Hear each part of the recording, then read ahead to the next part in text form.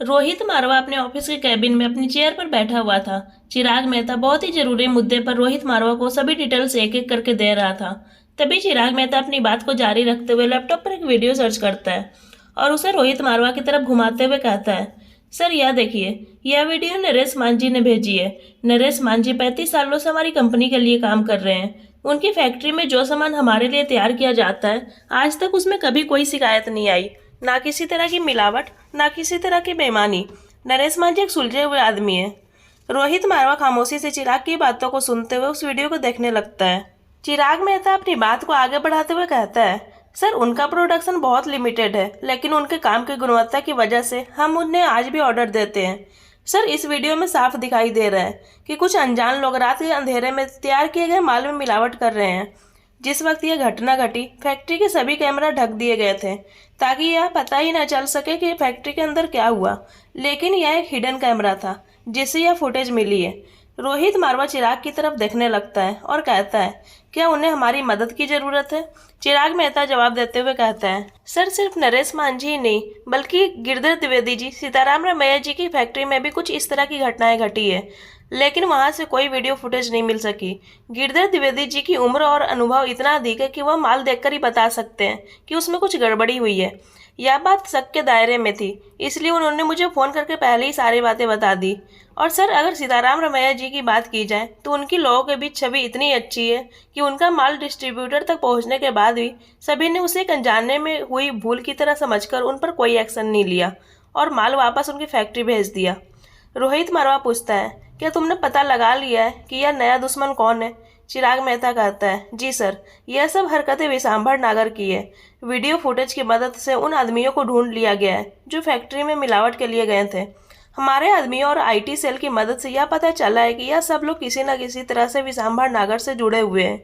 रोहित मारवा पूछता है, क्या विशांभर नागर की इतनी हिम्मत की वजह योगराज है या मामला कुछ और है? चिराग कहता है, सर यह सही है कि हर काले कारनामों के लिए उसे योगराज का पूरा सहयोग है, लेकिन यह सब काम करने के लिए उसे योगराज ने नहीं कहा होगा। सिर्फ मारवा कंपनी ही नहीं बल्कि गुलेरिया कंपनी की इमेज भी मार्केट में खराब करना इस वक्त विशांभर नागर की प्रायोरिटी में है। अपनी बात पूरी करके चिराग मेहता रोहित मारवा के बोलने का इंतजार करता है। रोहित मारवा कुछ सोच रहा था, तभी चिराग मेहता कहता है, अगर आप कहें तो इसे विशांभर नागर। इससे पहले कि चिराग मेहता अपनी बात पूरी करता, रोहित मारवा उसे बीच में ही रोक देता है और कहता है, अभी नहीं, फिलहाल अपने सभी ठेकेदार, डीलर्स और बाकी मारवा कंपनी से जुड़े सभी मेंबर्स को अलर्ट कर दो और सिक्योरिटी बढ़ाने के लिए कहो। अगर किसी को कोई भी किसी भी तरह की परेशानी होती है तो वह सीधा तुम्हें कांटेक्ट करे और इस विशांभर नागर की पूरी जन्म कुंडली निकालो, साथ में इसके फैलाए हुए परिवार की भी। चिराग मेहता कहता है, जी सर। तभी रोहित के फोन पर मैसेज फ्लैश होता है। यह मैसेज अनिका का था। अनिका का मैसेज देखते ही रोहित के चेहरे पर मुस्कान आ जाती है। वह अपना फोन उठाता है और मैसेज चेक करता है। फिर चिराग मेहता से कहता है, क्या कुछ और कहना है? चिराग मेहता कहता है, जी सर। फिर अपनी बात को आगे बढ़ाते हुए कहता है, सर अब्दुल्ला का मैसेज है कि अब शालिनी का क्या करना है? रोहित मारवा ने कहा, इस पर अनिका ने क्या कहा? चिराग मेहता जवाब देता है, मैडम का कहना है कि अब वह उनके किसी काम की नहीं। रोहित जवाब देता है, पिछली बार तुम शालिनी को एक मौका देकर देख चुके हो, इस बार क्या करना है तुम बेहतर तरीके से जानते हो। ऐसा कहकर रोहित अपनी सीट से उठता है और बाहर की तरफ चला जाता है। जब रोहित मारवा हाउस 2 में पहुंचता है तो उसे अनिका कहीं दिखाई नहीं देती। फिर कुछ सोचकर वह सीक्रेट अंडरग्राउंड में चला जाता है, जहां अनिका, भूमि, कौटिल और प्रीति बहुत ही सीरियस होकर किसी मुद्दे पर बात कर रहे थे। प्रीति एक लिस्ट दिखाते हुए कहती है, यह उन सभी नौकरों की डिटेल्स है जो पिछले 5 सालों में बिना किसी को कोई सूचना दिए नौकरी छोड़कर चले गए और इनमें से एक का भी कोई अता पता नहीं। भूमि कहती है, यह एकदम साफ है कि यह लोग दुश्मनों के प्लांट किए हुए आदमी थे जो शक के घेरे में आने से पहले यहाँ से चले गए या फिर अपने काम को अंजाम देकर यहाँ से गायब हो गए, या फिर यह भी हो सकता है कि दुश्मन ने इसे किसी और मिशन पर भेज दिए हों। इन सभी के जिंदा होने की संभावना बहुत कम है। जिस तरह से सौम्या, डॉक्टर शालिनी और वह तीसरी औरत को मारने की कोशिश की गई, उससे यह साफ है कि यह एक बार काम खत्म होने के बाद अपने आदमियों को भी खत्म कर देते हैं। तभी कौटिल कहता है, इनके दिए गए फ़ोन नंबर में से कोई भी फ़ोन नंबर उनके यहाँ से जाने के बाद कभी भी एक्टिवेट नहीं हुआ और उनके यहाँ से नौकरी छोड़कर गायब होने तक यह नंबर दिल्ली में ही एक्टिवेट थे। मतलब यह लोग अपने फ़ोन के साथ कभी भी दिल्ली से बाहर नहीं गए, जिसका मतलब यह है कि या तो इन लोगों को दिल्ली में ही ख़त्म कर दिया गया या फिर यह लोग अपने फ़ोन को दिल्ली में ही डिस्ट्रॉय करके यहाँ से बाहर गए हैं। प्रीति कहती है, इनमें से कुछ में एक बात आपस में मिलती है। इनमें से करीब 4 औरतें ऐसी हैं जिनके चेहरे पर आग के झुलसने के निशान थे, या फिर उनका पूरा चेहरा ही खराब था, जिसकी वजह एसिड अटैक या चेचक के दाग या कोई भी दूसरी वजह थी। तभी अनिका कहती है, लेकिन इसका मतलब यह नहीं कि उनकी भेजी हुई सभी औरतों के चेहरे जले हुए ही होंगे। उदाहरण के लिए शालिनी और सौम्या। तभी भूमि अनिका की तरफ एक फाइल बढ़ाते हुए कहती है, इस फाइल में वह सारी इन्फॉर्मेशन है जो हमें शालिनी से मिली है। इसके अलावा एक और फाइल को बढ़ाते हुए कहती है, इसमें वह सारी डिटेल्स है जो सौम्या ने दी है। इनमें से कुछ के नाम बहुत ही जाने पहचाने हैं। इससे पहले कि बात और आगे बढ़ती, रोहित उनके पास पहुंच जाता है और कहता है, मुझे लगता है तुम सब पर मेरी बीवी का असर आ गया है, पर क्या किया जा सकता है, मेरी बीवी है ही ऐसी। रोहित की बात सुनकर अनिका उसे तिरछी निगाहों से तेज लुक देती है। तभी भूमि अनिका के कंधों पर अपने दोनों हाथ रखते हुए कहती है, इसे कहते हैं प्यार। हर चीज का मिसाल है मेरा भाई। बिजनेस कैसे करना चाहिए कोई मेरे भाई से सीखे, प्यार कैसे करते हैं यह भी कोई मेरे भाई से ही सीखे। रोहित मारवा के सामने प्रीति या कौटिल कुछ भी बोल सके इतनी हिम्मत उनमें नहीं थी, इसलिए चुपचाप खड़े होकर भूमि की बात सुनकर मुस्कुराने लगते हैं। माहौल को देखकर बात को बदलते हुए रोहित मारवा कहता है, तुम सब लोग हमेशा काम में ही लगे रहते हो, कभी कभी ब्रेक भी ले लेना चाहिए, दिमाग अच्छा काम करता है। चलो सभी तैयार हो जाओ। सभी को रोहित मारवा की तरफ से आज की डिनर पार्टी। तभी भूमि कहती है, पार्टी नहीं, मुझे कहीं नहीं जाना, आप सब लोग जाओ, मैं यहीं ठीक हूँ, वैसे भी मुझे कुछ जरूरी काम निपटाने हैं। भूमि एक जिंदा दिल की लड़की थी जो हर पल को भरपूर जीने में विश्वास रखती थी। जमाने के हिसाब से चलना, लड़कियों की तरह खूब सजना संवरना, लोगों को अपनी खूबसूरती से आकर्षित करना, उन्हें खुद से बांध कर रखना, यह सब भूमि के स्वभाव की खूबियां थी। लेकिन पिछले कुछ सालों में हर बीतते समय के साथ साथ भूमि का स्वभाव बदलता जा रहा था। उसे अब अपनी ड्यूटी के अलावा और किसी चीज में कोई रुचि नहीं रह गई थी। भूमि अपने प्रति उदासीन होती जा रही थी। अनिका चाहती थी कि भूमि एक बार फिर से अपनी जिंदगी की ओर लौटे, इसलिए अचानक ही रोहित मारवा ने यह प्लान बनाया था। रोहित जवाब देता है, मैं पूछ नहीं रहा हूँ, मैं बता रहा हूँ कि हम सब जा रहे हैं। अब जाओ और अच्छी बहन की तरह तैयार हो जाओ। इससे पहले कि अनिका आगे कुछ कह पाती, रोहित ने अनिका की कमर पर हाथ रखकर उसे अपनी तरफ खींचा और कहा, आपके पास तैयार होने के लिए सिर्फ आधा घंटा है। रोहित के रोमांस को देखकर भूमि, प्रीति और कौटिल तीनों के चेहरे पर मुस्कुराहट आ जाती है और तीनों ही एक दूसरे की तरफ देखकर अपने बदलते हुए चेहरे के भाव को छुपाने की कोशिश करते हैं। रोहित की इस हरकत पर अनिका उसे अपनी लंबी लंबी पलकों वाली बड़ी बड़ी आंखों से इशारा करती है कि कम से कम वह अपने रोमांस को अंजाम देने से पहले आसपास तो देख लिया करे।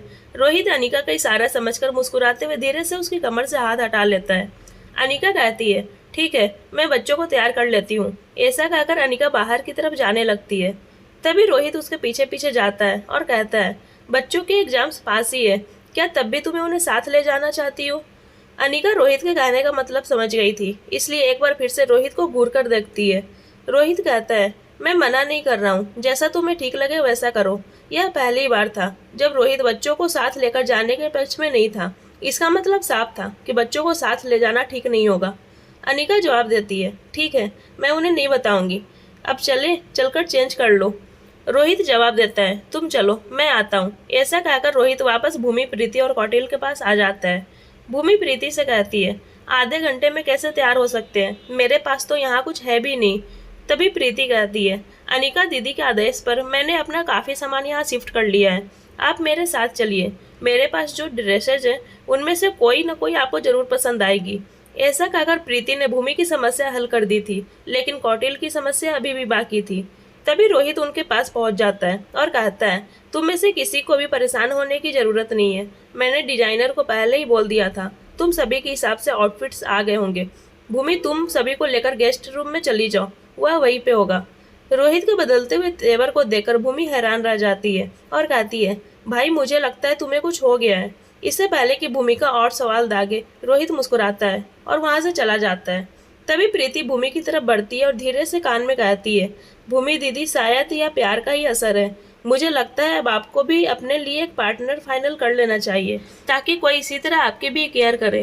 प्रीति की बात सुनकर भूमि प्रीति के सिर पर हाथ मारती है और कहती है, लड़की कुछ ज्यादा ही बड़ी हो गई है। अनिका जैसे ही अपने बेडरूम में पहुंचती है, वह देखती है कि वहां पहले से ही अनिका और रोहित के आउटफिट्स तैयार किए गए थे। अभी अनिका ड्रेसेस को देख ही रही थी, इतने में रोहित वहां पहुंच जाता है और कहता है, मुझे उम्मीद है यह तुम्हें पसंद आएगा। अनिका बिना कुछ कहे अपनी ड्रेस को लेकर वॉशरूम की तरफ चली जाती है और रोहित बेडरूम में ही तैयार होना शुरू कर देता है। वहाँ कौटिल को अपनी आउटफिट पसंद करने में 2 मिनट भी नहीं लगते, लेकिन भूमिका और प्रीति में एक दूसरे के ड्रेस को लेकर विवाद खड़ा हो जाता है। भूमि प्रीति को कोई भी शॉर्ट ड्रेस पहनने के लिए फोर्स कर रही थी और वहीं प्रीति का कहना था, मैंने कभी भी ऐसी ड्रेस नहीं पहनी है, मैं बिल्कुल भी कंफर्टेबल नहीं हो पाऊंगी। भूमि कहती है, कभी नहीं पहनी तो अब पहनो, हर चीज़ की शुरुआत कभी न कभी होती ही है। तुम सुंदर हो, वेल मेंटेन्ड हो, अभी इस उम्र में ऐसे आउटफिट नहीं पहनोगी तब क्या बुढ़ापे में पहनोगी। चलो मैं तुम्हें कंपनी दूंगी, तब तुम जरूर कंफर्टेबल हो जाओगी। फाइनली भूमि की पसंद की 2 ड्रेस फाइनल होती है, एक प्रीति के लिए और दूसरा भूमि के लिए। कुछ देर बाद सभी लिविंग हॉल में तैयार होकर पहुंच जाते हैं। अनिका ने वाइन कलर की ड्रेस के साथ हमेशा की तरह फ्लैट सैंडल पहना था। अनिका इतनी खूबसूरत थी कि वह कोई भी ड्रेस पहन ले तो ड्रेस की खूबसूरती बढ़ जाए। आज भी सिंपल लुक में वह बहुत ही सुंदर दिखाई दे रही थी। लंबे खुले बाल, मीडियम साइज के ईयर स्टड के अलावा लाइट मेकअप। भूमि ने ए लाइन शॉर्ट ड्रेस को ankle strap high heel shoes के साथ पहना हुआ था। प्रीति ने पेंसिल स्कर्ट के साथ ऑफ शोल्डर टॉप पहना था और उन्हें ओपन टाई हाई हील के साथ पेयरअप किया था। रोहित और कौटिल दोनों ने ही 3 पीस सूट पहने थे। रोहित का आउटफिट का रंग अनिका के ड्रेस के रंग से मिलता जुलता था और यह बाई चांस ही था कि भूमि के ड्रेस के कलर के साथ कौटिल का सूट का कलर भी मैच कर रहा था। रोहित ने जाने के लिए वैनिटी वैन का अरेंजमेंट किया था।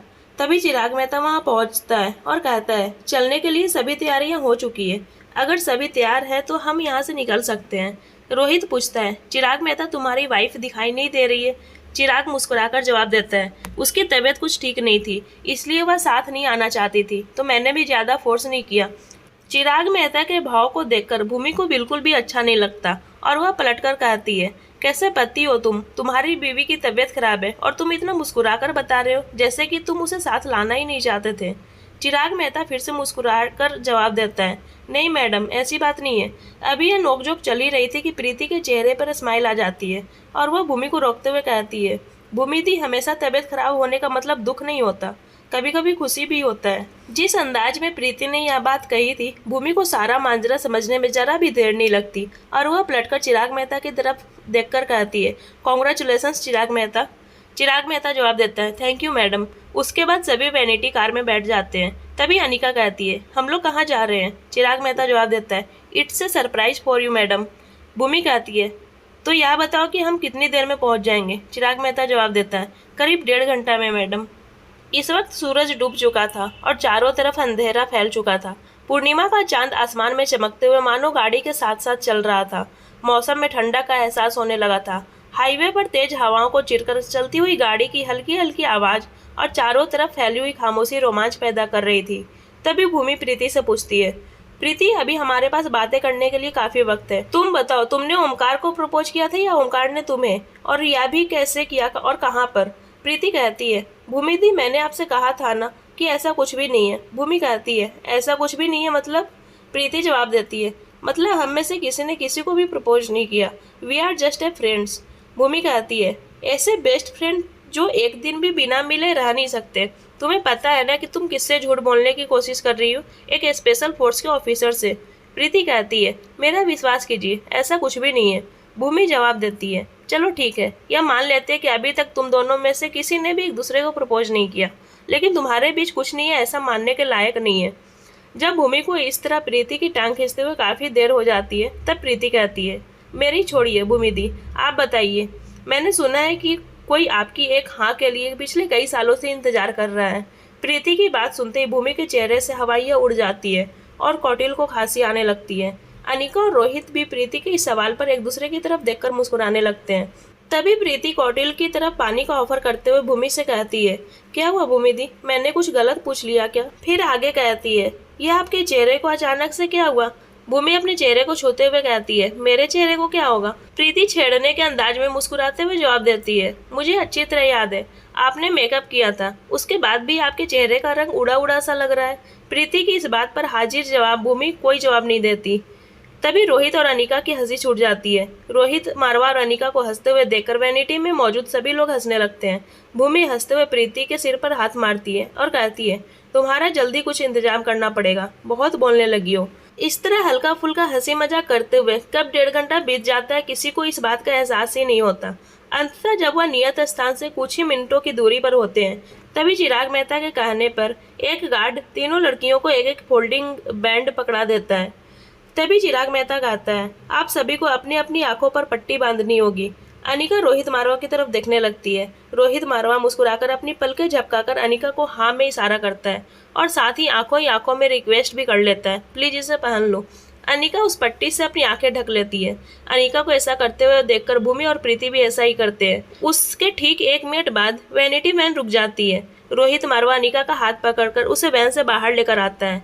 प्रीति आंखों पर बंधी हुई पट्टी के साथ अनिका का हाथ पकड़कर उसके पीछे पीछे उतरती है। रोहित मारवा के इशारे पर कौटिल्य भूमि का हाथ पकड़कर उसे बाहर आने में मदद करता है और वह दोनों भी हाथ पकड़कर रोहित मारवा के पीछे पीछे चल पड़ते हैं। करीब 2 से 3 मिनट चलने के बाद सभी उस जगह पर पहुंच जाते हैं जिसे सरप्राइज के तौर पर तैयार किया गया था। तभी सभी को अपने फुटवेयर उतार देने के लिए कहा गया। भूमि अपनी हाई हील्स को उतारते हुए कहती है, रोहित क्या तुम हमें मंदिर लेकर आए हो? यार मंदिर में खाना कौन खाता है? कहीं ऐसा तो नहीं कि तुम हमें गुरुद्वारे में लंगर का प्रसाद खाने के लिए लेकर आए हो? यहाँ चारों तरफ फैली हुई खामोशी में जो सुकून है उससे मेरा यकीन पक्का होता जा रहा है। अब तुम कुछ बोलोगे भी या नहीं? रोहित, मैं तुमसे बात कर रही हूँ।